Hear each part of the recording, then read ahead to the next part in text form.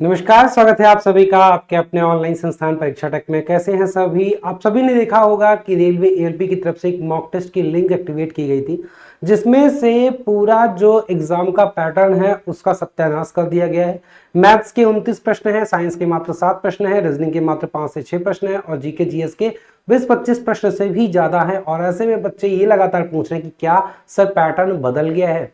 एक बात समझिएगा, मैं आपको इससे पहले भी वीडियो में बताया हूं कि जो ये पैटर्न है ये आपके एग्जाम के पैटर्न को नहीं दिखा रहा है, ये आपके यूजर इंटरफेस को दिखा रहा है कि आप कैसे समझ पाओ कहां पे क्या क्या चीजें हैं, कहां से सेव करना है, कहां से नेक्स्ट क्वेश्चन पे जाना है, कहां से हमें क्वेश्चन को प्रीव्यू करना है, कैसे हमें लैंग्वेज चूज करना है, कैसे हमें टाइमर देखना है। इन सारी चीजों को आप समझ पाओ इसलिए दिया गया है। लेकिन बहुत सारे बच्चों की डिमांड थी कि सर जो साइंस के प्रश्न है मॉक टेस्ट वाले उसे आप सॉल्व करा दीजिए, कहीं वही प्रश्न आ गए तो वो ना छूट जाए। तो भाई मैं वो प्रश्न लेके आप सभी के सामने आ गया हूं। इससे पहले मैंने आप सभी को मैथ साइंस की स्ट्रेटजी बहुत बेहतर तरीके से बताया था। ये वीडियो की लिंक आपकी इसी वीडियो के डिस्क्रिप्शन में आप देख सकते हैं। पेपर एग्जाम डेट आपके सर पर है, इस पे नजर डालते हुए चलिए। 25 तारीख से आपका पेपर है और ऐसे में आपको इस स्ट्रेटजी को फॉलो करनी है। उस वीडियो का एक छोटा सा पार्ट मैंने यहाँ पे दिखा दिया है कि कौन कौन से फिजिक्स के ये 4 टॉपिक, केमिस्ट्री के 6 टॉपिक और बायो के ये 8 टॉपिक आपको जरूर पढ़ने, अच्छे से पढ़ने हैं ताकि आपका सिलेक्शन किसी भी रूप में हो जाए। ये सब कुछ मैंने आपको ज्योग्राफिकल सबको जो डेटा के फॉर्म में हो सकता है उसके फॉर्म में आपको बताया था। इस वीडियो को आप स्ट्रेटजी वाली वीडियो में इस चीज को देख सकते हैं। आते हैं हम लोग प्रश्नों पे कि ये जो प्रश्न आपसे पूछा है इसे एक बार देख लेते हैं। एक प्रश्न इसमें आपका मॉक में दिया हुआ था। ये प्रश्न क्या दिया हुआ था कि जो मानव की क्षमता है एक सामान्य मनुष्य को सुनने की जो श्रव्य आवृत्ति की सीमा होती है वो क्या होती है। तो इसका सही उत्तर क्या हो जाएगा? 20 हर्ट्ज से लेके 20,000 हर्ट्ज तक होता है। इस बात को ध्यान दीजिएगा। यहाँ पे कुछ इंपॉर्टेंट पॉइंट हम लोग इससे संबंधित सीख लेते हैं मेरे भाई। यहाँ पे अगर ह्यूमन हियरिंग रेंज है तो 20 हर्ट्ज से लेके 20 किलो हर्ट्ज तक होता है। इंफ्रासोनिक जो होता है अगर 20 से कम है तो उसे इंफ्रासोनिक बोलते हैं और 20,000 से जाता है तो उसे अल्ट्रासोनिक बोलते हैं। जैसे जैसे उम्र घटती है बढ़ती जाती है वैसे वैसे सुनने की क्षमता, जैसे जैसे उम्र बढ़ती जाती है सुनने की क्षमता कम होती जाती है। रेलवे में पूछा हुआ प्रश्न है। इसका टेक्नोलॉजी में कहां होता है? अल्ट्रासोनिक का मेडिकल इमेजिंग में, क्लीनिंग में होता है, सुनार में होता है और इंफ्रासोनिक का अर्थक्वेक के डिटेक्शन में होता है, सबमरीन में होता है और कम्युनिकेशन में होता है। जो कुछ जानवर होते हैं जैसे जो कुत्ते होते हैं वो 45 किलो हर्ट्ज तक सुन सकते हैं। जो चमगादड़ होते हैं वो 100 किलो हर्ट्ज तक सुन सकते हैं और ह्यूमन की ये बियॉन्ड सुन सकते हैं।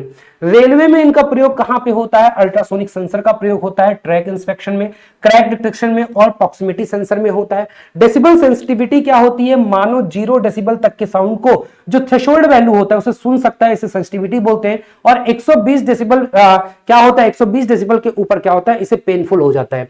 फ्रीक्वेंसी और कम्युनिकेशन में लोअर फ्रीक्वेंसी लॉन्गर डिस्टेंस के लिए ट्रेवल करती हैं।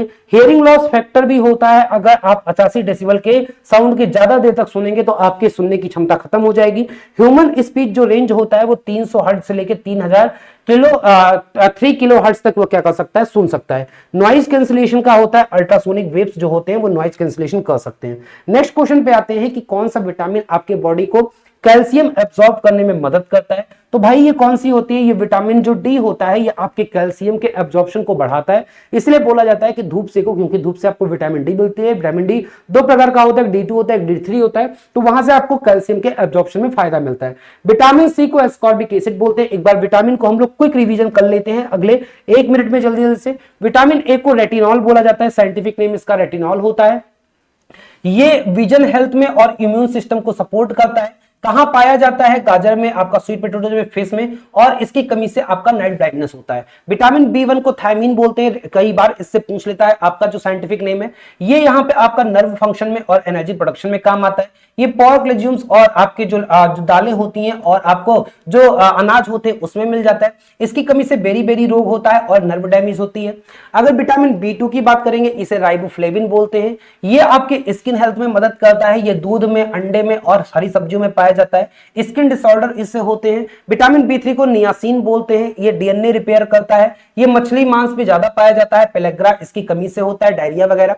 विटामिन बी5 को पेंटोथेनिक एसिड बोलते हैं और ये हार्मोन प्रोडक्शन में मदद करता है। ये भी मांसाहारी फलों में ज्यादा होते हैं, मांसाहारी भोजन में ज्यादा होते हैं। और ये डिफिशियंसी क्या होता है? बहुत रेयर होती है इसकी डिफिशियंसी, लेकिन अगर डिफिशियंसी हो जाएगा तो चक्कर वगैरह आएगा। विटामिन बी6 क्या होता है? पायरोडॉक्सिन होता है साइंटिफिक नेम। ये ब्रेन डेवलपमेंट और इम्यून फंक्शन फंक्शन करता है। ये भी आपका मांसाहारी भोजन में, और फिर आपके कुछ फल जैसे बनाना हो गया, सब्जी जैसे आलू हो गया, इसकी कमी से एनीमिया वगैरह हो जाता है। विटामिन B7 को बायोटिन बोलते हैं और ये मेटाबॉलिज्म को सुधारता है, कार्बोहाइड्रेट को पचाने में मदद करता है। ये अगर देखा जाए तो हेयर लॉस हो गया, स्किन इश्यू होगा, न्यूरोलॉजिकल सिम्टम इसकी कमी से देखने को मिलते हैं। विटामिन B9 फोलेट होता है, इसे प्रेगनेंसी का विटामिन बोला जाता है, इसीलिए प्रेगनेंसी के कारण के समय एसेंशियल होता है। हरे पत्तेदार सब्जियों में, दालों में पाया जाता है, कुछ अनाज में पाया जाता है, इसकी कमी से एनीमिया होता है या फिर जो बर्थ डिफेक्ट्स होते हैं वो हो जाता है। विटामिन B12 को कोबाल अमीन बोलते हैं, ये आपके आरबीसी के फॉर्मेशन में मदद करता है। ये जनरली आपके जो नॉनवेज फूड होते हैं उसमें ज्यादा पाया जाता है, कमी से एनीमिया या नर्व डैमेज के सिम्टम्स देखने को मिलते हैं। विटामिन C जो खट्टे फलों में होता है, एस्कॉर्बिक एसिड बोलते हैं, एक एंटीऑक्सीडेंट होता है, कोलेजन फॉर्मेशन होता है, इम्यूनिटी बूस्ट करता है, खट्टे फलों में पाया जाता है, कमी से स्कर्वी रोग होता है। विटामिन D को कैल्सीफेरॉल बोलते हैं, दो प्रकार का होता है, D2 D3, एक कैलिकल्सीफेरॉल होता है, एक एर्गोकैल्सीफेरॉल होता है।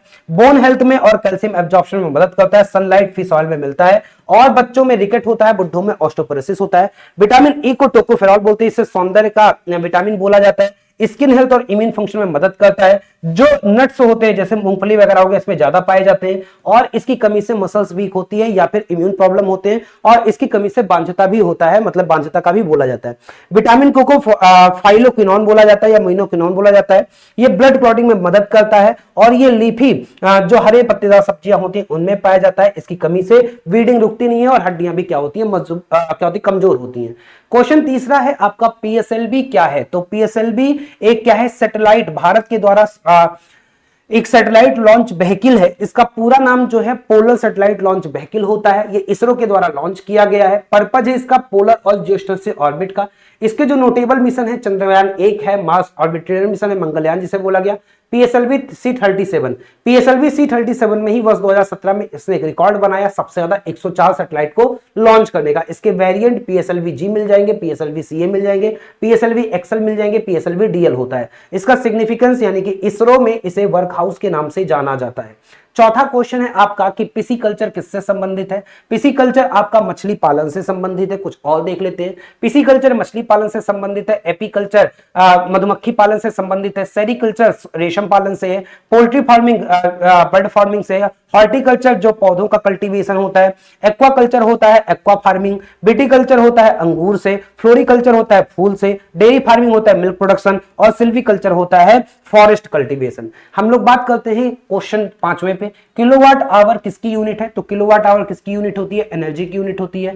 पावर जो होती है, शक्ति की यूनिट वाट होती है, फोर्स की यूनिट न्यूटन होती है, मोमेंटम क्या होता है? मास इनटू वेलोसिटी होता है, तो वो मीटर पर सेकंड होता है। ठीक है। अगर इसकी बात करें तो which of the following is not a metal, इसमें मेटल कौन सा नहीं है? तो इसमें आपका मरकरी मेटल है, एल्युमिनियम मेटल है, सोडियम मेटल है, फास्फोरस इसमें मेटल नहीं है। लास्ट क्वेश्चन है, लैक्टिक एसिड कहां पाया जाता है? तो लैक्टिक एसिड कहां पे पाया जाता है? दही में पाया जाता है। खट्टे फलों में एस्कॉर्बिक एसिड, विटामिन C पाया जाता है। और स्पिनच की बात किया जाए तो यहाँ पे स्पिनच में आपका क्या होता है? यहाँ पे ऑक्सैलिक एसिड होता है, और विनेगर में भी क्या होता है? आपका एस्कॉर्बिक एसिड पाया जाता है। ठीक है, तो ये आपके क्या रहे? ये आपके जो मॉक टेस्ट साइंस में पूछे गए थे, इनके प्रश्न रहे, इनका बेहतर सोल्यूशन रहा, उससे संबंधित जानकारी रहा। इसके अलावा कुछ और भी अगर आप जानकारी चाहते हो, कोई टॉपिक चाहते हो, कुछ क्विक रिवीजन चाहते हो, अभी मैं एक शॉर्ट ट्रिक आपके लिए बहुत बेहतर लेके आऊंगा, उसे भी आप लोग अवश्य देखिएगा कि लाइट के चैप्टर्स में शॉर्ट ट्रिक कैसे यूज करें क्वेश्चंस को करने में। फिर मिलूंगा, बहुत बहुत धन्यवाद सभी का आभार। चैनल पे नए हो, चैनल को सब्सक्राइब अवश्य कर लीजिएगा, और ऐसे ही चैनल को प्यार देते रहिएगा, लाइक सब्सक्राइब और प्यारे प्यारे कमेंट अवश्य करते रहिएगा। धन्यवाद सभी का।